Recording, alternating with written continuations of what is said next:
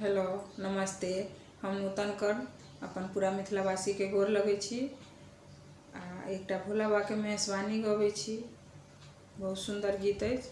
उम्मीद है अहाँ सबके पसंद आयत तो लाइक शेयर जरूर करब।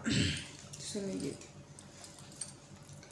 टूटल फटल मरैया लागे सोहावन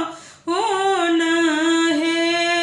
टूटल फटल मरैया लागे सोहावन है।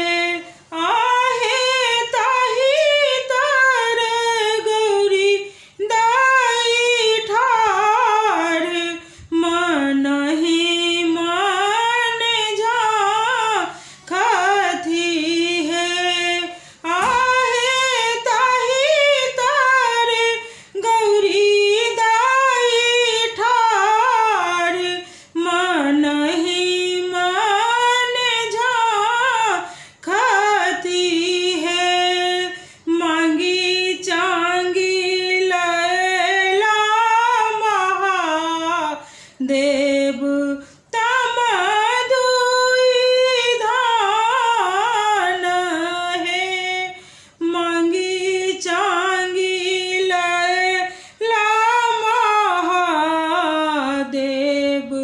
तम दुई धान है। आहे बाघंबर दिलानी बस हा खूज खाए लहे।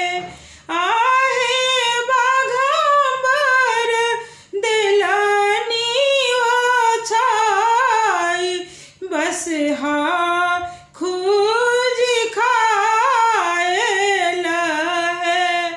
औधन दिलानी चढ़ाई की लाए चलनी है। औधन दिलानी चढ़ाई की पैचे लाए चलनी है।